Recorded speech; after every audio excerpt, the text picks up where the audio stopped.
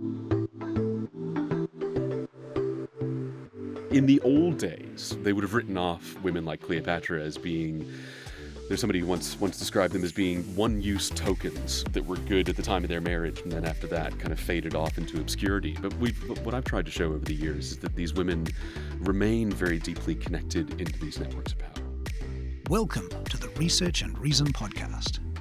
Join us as we discuss the latest research, news and opinion from academics in the Faculty of Arts and Education at the University of Auckland.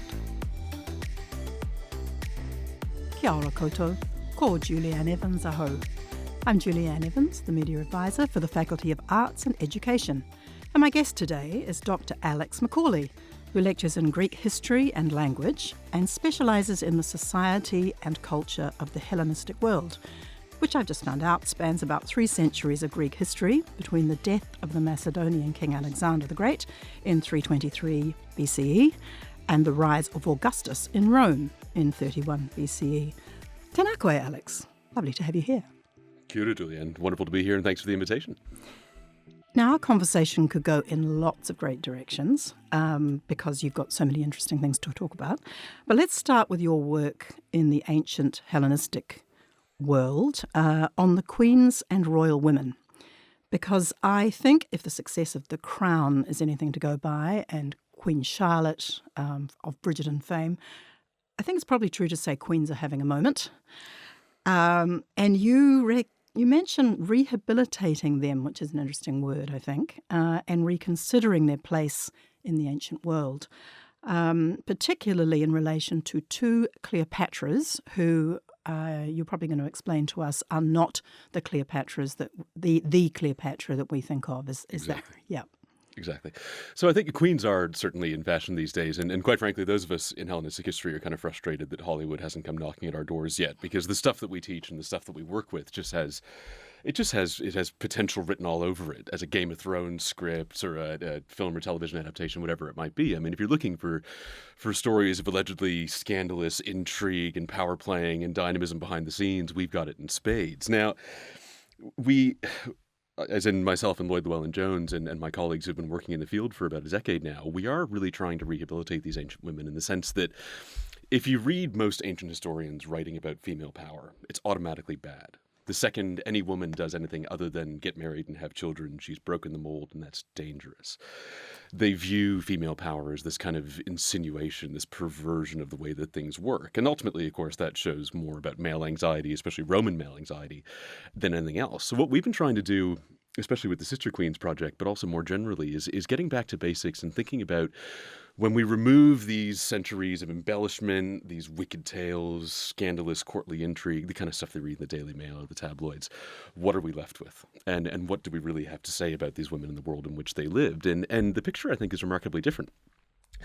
When people think of an ancient queen, when they think of a Greco-Egyptian queen, they go automatically to Cleopatra the Seventh, the Cleopatra, capital C or capital K maybe. And she's often viewed as this larger-than-life, scandalous, physical, sensual figure who came in and broke every system of power in the world at the time. But I think that does a great disservice to her. If we step back and we look at Cleopatra in her context, I think what I've been trying to argue in Sister Queens and other things that I've written over the past years is that actually Cleopatra the Seventh is normal from a certain perspective.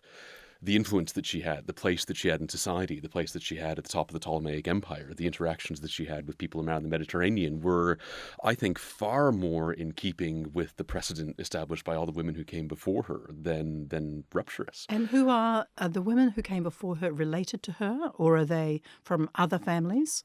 A little bit of both. So if we look at the time in which she lived, Alexander the Great to Cleopatra is really a Game of Thrones period. It's a time where you have 3 main dynasties, the Antiquities, Seleucids, and the Ptolemies, vying with each other for control, supremacy throughout the Mediterranean and all the way through the Near East, stretching to modern-day Afghanistan. And so one of them's in one lot are in Egypt. One lot are in Egypt. And the others are in Athens, is that right? Well, partially. So one lot are in Egypt, the Ptolemies are in Egypt. The Antigonids are in the old Greek mainland, so they're trying to deal with these Greek city-states that still exist. And the Seleucids are everywhere from modern-day Turkey to Uzbekistan, this period over 5 million square kilometers. And in each of these dynasties, women have an extremely prominent public role to play. So the other women I'm talking about are in the Ptolemaic context in Cleopatra's own family, the 6 or so Cleopatras who came before her, leading everybody from the first Cleopatra, who was actually a Seleucid queen who married into Egypt, and then her grandmother, her great-grandmother, aunts, sisters. And they were all called Cleopatra. They're almost all called Cleopatra. The thing that's really frustrating about the Hellenistic period is that pretty much everybody has one of 4 names based on which family you're from. So there are about 14, 15 Ptolemies. There are a whole bunch of Cleopatras. And the idea is that when you give them this name, it's kind of an automatic dynastic trademark that they're part of this family. And I think the way to look at the Cleopatra is really as the culmination of this much longer tradition. If you go all the way back to Alexander the Great, his mother, Olympias, had a very, very public role to play in arranging the dynastic pieces on the chessboard so that he came to power in the first place, and then ultimately in the actual power politics of his life and immediately afterwards. And the 3 centuries that follow, I think women are part and parcel of this system of power. What we need to get away with, in my opinion, is this idea that women being prominent or being powerful is inherently transgressive. That wasn't the case. And I've tried to argue over the years that really we need to think of royalty in this period, of power in this period, as having a male and a female component, naturally. So it's not as if any woman who shows up on a coin or shows up in an inscription or has some public role to play is automatically rocking the boat. I think that's how it worked. I think that's how it was supposed to work. And so what we did with the Sister Queen's book and a bunch of other publications over the years is try to establish this longer case study of women in power that shows that they belong in Hellenistic history, that they are part of the structure, the fabric of power of the period, and ultimately they are celebrated for it. So when we arrive at somebody like Cleopatra VII, who has an awful lot of political and economic influence to wield, I think that's really just a sign of business as usual. And really the only thing that changed in her life was the fact that she was involved with Roman men instead of just Greek and Egyptian men. And this is, I think, the nature of the structure of power. If we look at the Hellenistic period, it's this massive expanse of territory, as I mentioned, that covers dozens and dozens of different cultures, languages, traditions, religions. I think that family, the idea, the relationship between husband and wife, between father and mother, between their children, between sister and brother, this is the kind of thing that people understand. And this language of family is something that can really bridge an otherwise chasm divide that exists among and between different cultures. And I think women have an extremely central role to play in that. What sorts of things did those queens have power over? I don't know which ones you want to talk about now, whether you want to go back a bit to the early Cleopatras, because those are your particular areas, aren't they? Your particular focus. But what in a common situation, what would they be able to rule over? So these women are in and of themselves power players, and what I mean by that is that they have their own courts, they have their own supporters, they have their own elite women who they grew up with, remain friends with for their entire lives. They have immense resources of patronage at their disposal. So they This have is money, before they got married. Influence. Before they got married, that's a little bit shadowy because we know remarkably little about their early lives. As far as the ancient record is concerned, women only really come to prominence whenever they get married or do something bad, or whenever they die. So the frustrating thing for us is that a woman will pop up at a couple of points in her life, and we really try and struggle to fill in what happened in between. But a woman like Cleopatra, the second, the third, Cleopatra Thea, Cleopatra VII, they would have grown up in a palace environment where they were never alone, where they would have had slaves and bodyguards, wet nurses at their disposal. They would have grown up with other young women around the same age as they were. And they would have had a fundamentally public role to play from their teenage years. So we have a lot of Ptolemaic poetry that talks about, there's a wonderful idyll by Theocritus that tells the story of Praxinua and Gorga, these 2 women who live in Alexandria, who just get dressed up to the nines. One of them wears a very fetching cloak. The other one wears a lovely sun hat. And they get out for this big day in Alexandria to go and see this religious festival in the palace. And we know that young women like the Cleopatras would have been present for that. We know that they would have had a very prominent role to play in sacrifices, processions, victory processions, whatever it might be. So from their teenage years, they were used to commanding resources. They had their own court, they had their own bodyguards. Oftentimes they had their own physicians, their own cooks, their own advisors. So they were the celebrities of their day. Exactly, yeah. And people knew who they were. People knew who they were. And it's not as if these are people who were just kind of languishing wallflowers in the back of the palace. They've always had a public role to play. So we see the Ptolemaic royal family taking part in traditional Egyptian processions. We see them figure very, very prominently in reliefs inscriptions, public declarations of the dynasty. They're incorporated into the dynastic cult whenever they're young. And then by the time they reach their teenage years, then they're starting to control things in their own right. So then we see the emergence of women like these Cleopatras, again, having their own court. They're able to, at least to a certain degree, use money as they wish. So they can make massive benefactions, temples or cities or organizations. A lot of them support artists, poets, sculptors. Wow. The dynasty. So they had a budget at their disposal. They had a budget, exactly. And education? A high degree of education. We know that they were all literate, certainly since the 4th century BC, and we have no reason to assume otherwise. There were a fair number of things that are written on behalf of the queen, so they obviously would have had their own correspondence, been in charge of their own secretaries, their own staff, this kind of thing. And the easy way to think about it is just to sort of slot these women into the domestic role, to say they are there to be the good wife, the kind of obedient, helpful wife, and the design to their husband. And to some extent, I think we do see that across the Hellenistic world. We have people like Laodike III, who's this Seleucid queen who comes off as being the kind of archetypal, ideal mum and wife. You know, she always refers to her husband lovingly, talks about their joint affairs, thinks of their joint project, and she does wonderfully charming things like gives money so that the poor daughters of this city and their empire can get married and have a dowry and go on and be happy. So we can view them in the domestic sphere, and we can view them as being part and parcel of this kind of family projection of power in the Hellenistic world. But then oftentimes they go and do things on their own. In the old days, they would have written off women like Cleopatra as being...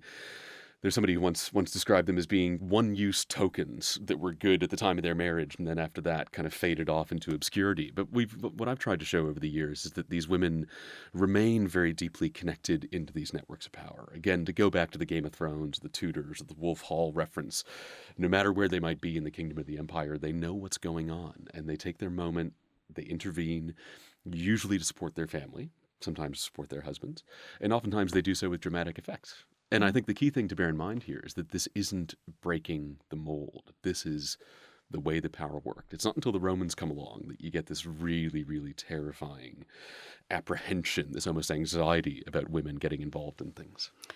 It's interesting because they also, didn't some of them marry their brothers? They did. Because that's pretty interesting from a modern perspective. Yeah, absolutely. Yeah, as soon as you mentioned the incest thing in lecture, then undergraduates really start to pay attention. It is a curious thing about the Ptolemies that ostensibly in imitation of Egyptian tradition from about the 2nd or 3rd generation of the dynasty, Ptolemy II, we see a fair number of occurrences of full sibling marriage. So marriage between full-blooded brother and sister. And they then become the king and queen? They then become the king and queen. They go on to have children, and they move on from there. Now, to what extent we view this as being a marriage in the way that we would recognize it, or a kind of arrangement of power is I think, up for debate. We're not automatically getting into Lannister territory here. But certainly among the Ptolemies, the idea that actually, even at times when the king and queen aren't directly related as brother and sister, they still call each other that. And I think it underscores a couple of things about the family of these Cleopatra. And that's the fact that, number one, they always depict themselves as being a family. It's never just I, the king, do something. It is king, queen. They always reference the previous generations of the family who came before them. They oftentimes mention their children, so they know that they are links in this much longer chain. And number two is this incestuous marriage tradition among the Ptolemies is really a message loud and clear throughout the ancient Mediterranean that we do not have to play by the same rules as everyone else. We will consolidate power in our family. We'll consolidate power in our family, and also the only people among whom we find fairly common cases of incest in the ancient Near East, in the Egyptian tradition, and certainly in the Greek tradition, is among the gods. Mm-hmm. And so it's a really, really clear message to anyone who's listening throughout the ancient Mediterranean that we don't play by the same rules as mortals. That like Zeus and Hera, like Isis and Osiris, we are able to have these consanguineous marriages because we're divine just like them. So it's this production of power. So normal rules don't apply. Normal rules don't apply. And if you're looking for anything among the Ptolemies, I mean, they do it loud and they do it proud and they do it big. There's this word in Greek called trouphe that means kind of extravagance, luxury. And the Ptolemies, that's their brand. So when we think about the world in which these young women grew up, these Cleopatras that we talked about earlier, it is a world of extravagance. And the Ptolemies were far more so than any other Hellenistic dynasty very, very keen on showing just the extent of their wealth and their power and the gold and the silver, the human resources at their disposal. And they show this off in every environment possible. The Kardashians of their day. In so many ways, absolutely. Yeah. I mean, if you look at Ptolemaic coins, the images of the kings and queens are always, let's say, to be polite, Rubenesque. They haven't missed many meals. And even that in and of itself is a sign that Of wealth. they are not on the level of starvation as most people are. These constant symbols of abundance, these cornucopiae on the back of them, these headdresses that show them off as being these goddesses of fertility. Even that all the way to this wonderful character, Ptolemy VIII Physcon, whose name means kind of potbelly or fatty in Greek, apparently wore this kind of translucent muumuu around to emphasize his Attractions. his well-rounded physique, shall we say. The Romans didn't understand this, made fun of him for it. But again, it's this sense that here are a group of people, women especially, who are eminently aware of their own status, of their own place in the world, of their role in the public image of the dynasty, their role in the hierarchy of the kingdom, their role in the broader Mediterranean. And that awareness, to me, is ultimately the product of people knowing how the system of power works, and that developing over centuries, which is why I say that people like Cleopatra VII were not really rule breakers at all. No. How did you discover some of these gaps? Because you were saying that in times past, scholarship has tended to accentuate men in power and consider women in power as sort of unusual or transgressive. Where did you go to fill these gaps in? Because I can't imagine that this material was easy to find. No, not at all. Again, if you look at the old scholarly approach to it, well, there's always kind of a prurient fascination with ancient women. So Victorian authors in particular just love recounting these salacious details of incest and blood and misery and violence. Their descriptions of women like some of these Cleopatras are as people whose hearts had gone cold or, thrived only on cold ambition, blah, blah, blah, blah, blah. Had baths in, what is it? Ass's milk or that kind of thing. Yeah. And it's so not only is there's a passing interest in these women among contemporary historians, and there was a tendency again to focus on this as being a male-dominated realm. Among our ancient sources, as I mentioned, they really only show up whenever they're sometimes born, whenever they get married, whenever they die, whenever they do something wrong. So our task as historians then is, for lack of direct evidence, for lack of a book that tells us Cleopatra III did X, Y, and Z when she was a kid, how do we fill in those gaps? And we go pretty much anywhere. And this is where I think the strength of classics and ancient history as a fundamentally interdisciplinary, transdisciplinary endeavor comes into it. Because in filling in those gaps, we go to everywhere from papyri to coins to inscriptions to landscape architecture to funerary routines. So you look all around. We look all around. We try and find anything that we can. So in the Sister Queen's book, what Lloyd Llewellyn-Jones and I tried to do was look at how daughters and elite women are treated throughout the ancient Near East. We went back as far as we could. So we tried to find attestations of the roles of women and daughters like them in the Hebrew Bible in the ancient Near East to see their prominence in court. In the Greek world, we tried to understand how young women in Athenian society and Spartan society and civic society had these rituals of coming to age, of adolescence, what their marriages would have looked like. When it came to the Ptolemies, I think the lure was really kind of dangled because we know that so much of their lifestyle was opulent, extravagant, and excessive, but we have precious few details. So I really tried to understand the physical environment in which these women lived. Did you travel to Egypt? I didn't get around to that because COVID got in the way. But we tried to fill in as many details as we could. So what would they have worn? What would their hairstyles have been like? What was the jewelry like? What materials were adorning the walls of the room in which they lived? What were their places in the palace like? It would have been so fascinating. Absolutely fascinating. Yeah. And it gives you this kind of intimate view of the ancient world because we step back and when we think of the ancient world, we think of this, just ivory columns, the Elgin marbles, and everything being kind of whitewashed. But it is a vibrant sensory place. And so we tried to understand what would they have done all day? What would their youth have been like? What would their teenage years have been like? And it turns out that this is a really fascinating case study in social networks and social development. Yeah. Did you try AI and see what it said? I haven't gotten that far quite yet. I mean, AI is remarkably good at kind of rehashing nonsense about Cleopatra from the ancient world. So if you listen to AI, she was kind of a hypersexualized figure who was revolutionary, blah, blah, blah, blah, blah, blah, blah. But what we are trying to work with now is a lot of the newer finds that are coming out. So in Ptolemaic history, for instance, there's new stuff happening every year. We have new coin finds, new inscriptions, new papyri, and these papyri can give us insight into grain exchange, what kind of wine was drunk, recipes, what kind of literature was consumed.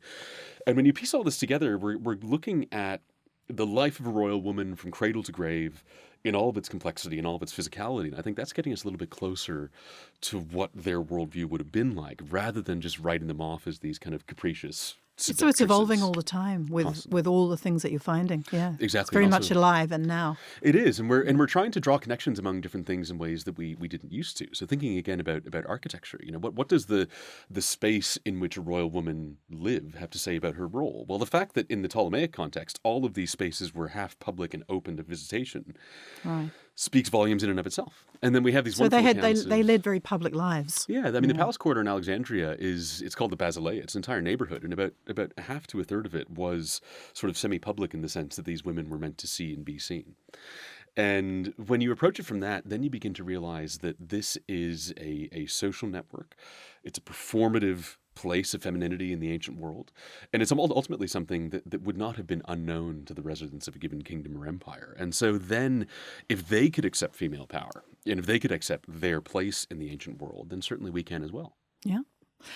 Which brings me to another very interesting area of your research, which is actually going to be the subject of a book, I believe, coming out with Edinburgh University Press next year. Ancient History in the War on Terror project. How pop culture, film and television have shifted in their depiction of antiquity since the War on Terror, and how this continues now.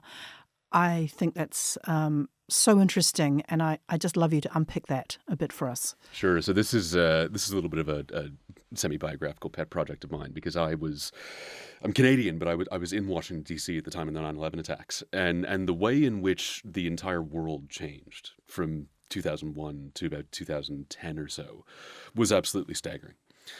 Gone were the days of the 1990s where the internet was coming along, Bill Clinton was president, everyone was getting rich, we had this new sense of interconnectivity in the world being unified, pop culture, etc., and everything seemed to be heading in the right direction. And then 9/11 came along and shattered that almost overnight. In the American It made context, everyone so fearful, didn't it? it made everyone so fearful, and it made us start talking about the world in ways that we maybe never expected to have been talking about it again.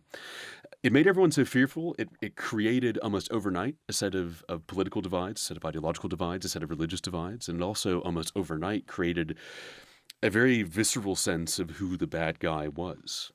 And here we fall back on the standard tropes of the post-9/11 era, the idea of an AK-47 wielding jihadi with a beard and a turban out in Afghanistan somewhere shouting Allahu Akbar and death to America. This is the kind of image of what the bad guy was, which of course is largely complete and total nonsense, but it was powerful. And the thing about 9/11 that was really remarkable to me is that the cameras were always rolling during 9/11. It was a period where the 24/7 news cycle had really come into its own. And so we were the audience for everything that happened, even before we even knew exactly what was going on. And the images were rolling. I mean, I remember And they kept repeating as well. They kept repeating nonstop. And as you said, that combined with this culture of fear really left its mark on pop culture, on academia, and elsewhere. And then when I decided to become an ancient historian, it was a really striking thing to me, because suddenly I started seeing so many of those tropes, so many of those stereotypes, really, those standardizations from the War on Terror popping up in the ancient world, which of course had no place whatsoever, because we're talking about a period of time where the rivalry between, well, the creation of fundamentalist Islam and the alleged rivalry between the East and the West that was publicized so heavily by CNN and Fox News didn't exist. And so I wondered, where did this come from?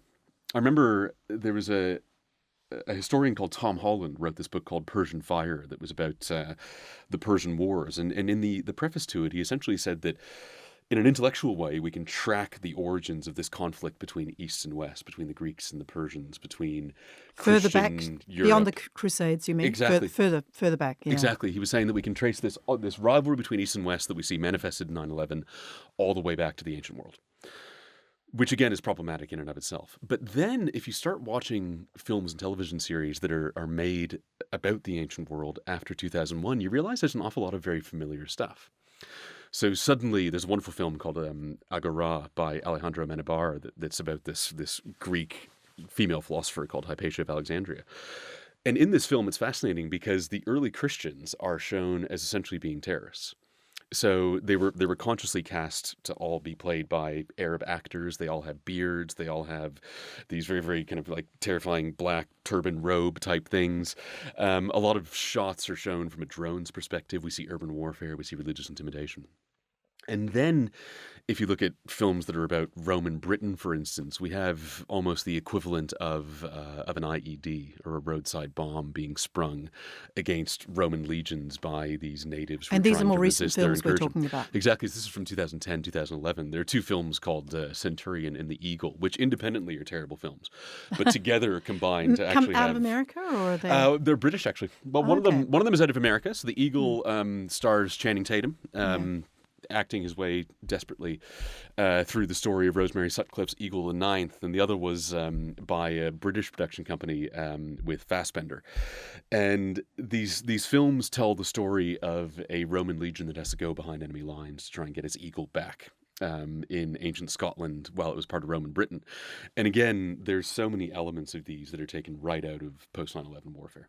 So the image of a technologically superior army coming up against disperse, unconventional warfare, not really being sure who the bad guys are, having a sense of motivations and attachments that you don't really understand, the idea of a clash of civilizations, even the idea of asymmetric and unconventional warfare, things like prisoners being taken, torture. All of these suddenly showed up in antiquity. So they were being reviewed through a modern lens. Exactly. And not necessarily accurately from your point of view. Exactly. And what was really, really fascinating to me and what's inspired this project is the way in which all of these things that we became all too familiar with in the post 9/11 world were just copied and pasted onto the ancient world with really no modification whatsoever, onto an ancient world that wouldn't have known them in the way that we know them. And that, to me, is equal parts fascinating and disconcerting. Because on the one hand, I think it shows just how relevant ancient history is. Ancient history is not fundamentally about them, it's about us. It's about how we understand the world around us.